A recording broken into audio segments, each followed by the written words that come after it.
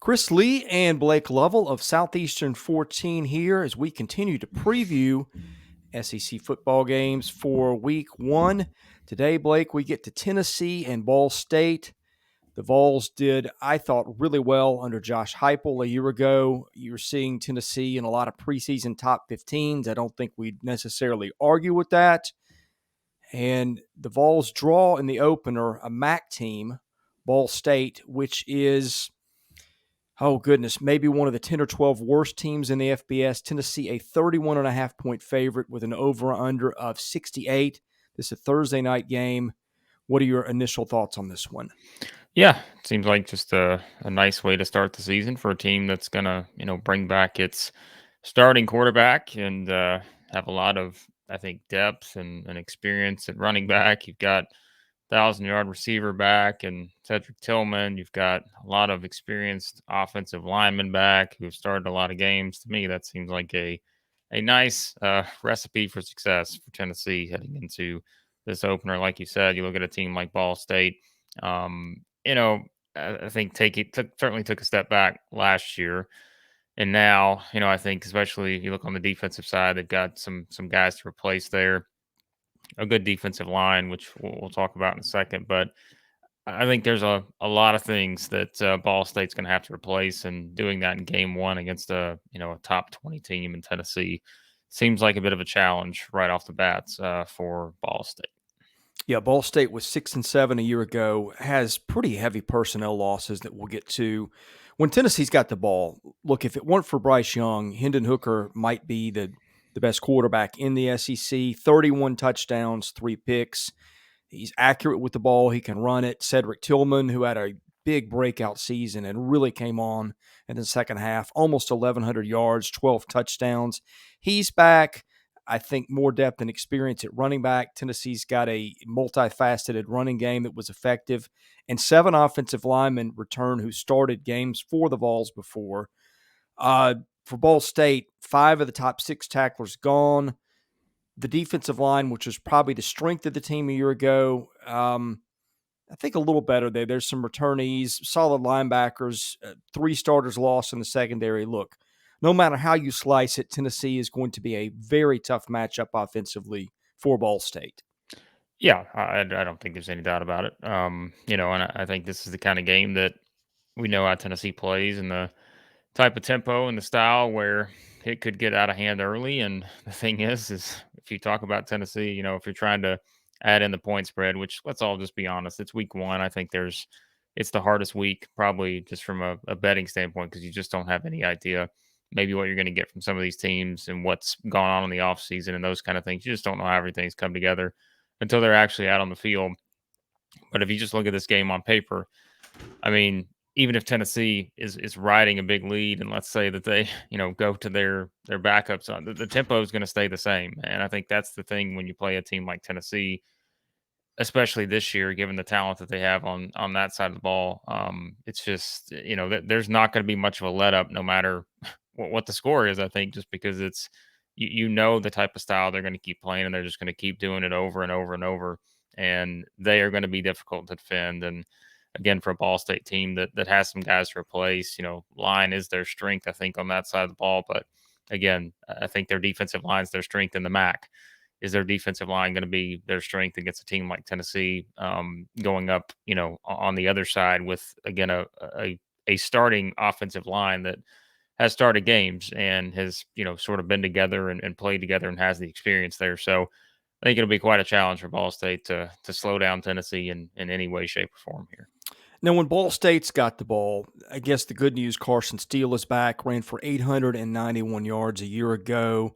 They got Amir Abdul-Rahman from Vanderbilt, a transfer receiver who can help them, and several returners on offensive line that gave up 25 sacks a year ago. But 4-year starting quarterback Drew Pitt is gone.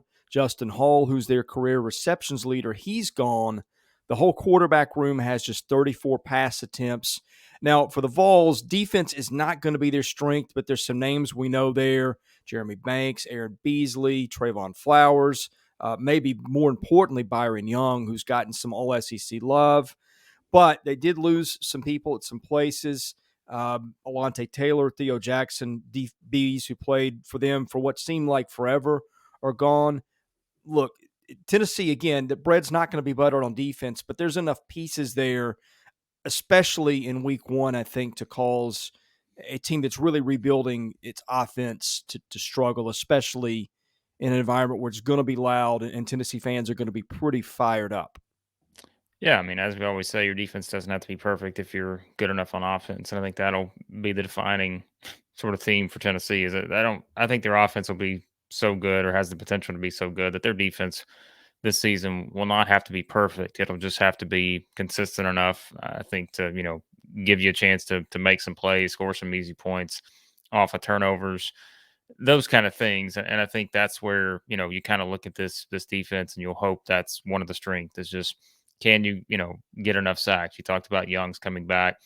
That'll certainly help with the pass rush. You look at, again, I mean, you just talk about sort of the different players they're going to have to work with on the defensive side that have been there now and sort of understand what they need to do to keep taking steps forward. I think on that side of the ball, and you are going up against a team here in week one that has to replace their 4-year starter, and again their all time leader in receptions, and that's a big part of your offense if you're Ball State. And so even though you've got Steele who certainly can run the ball, again, it's, can you run the ball and be effective if you're down 3 touchdowns or something? That just completely changes your offensive approach here in a game like this. And I think that's the challenge that Ball State probably runs into in a game like this. So, yeah, I think, I don't know how much we learned about Tennessee's defense from game one, just because we do know that there's some things that Ball State is, there's some turnover there, and that they're kind of in a transition on the offensive side. But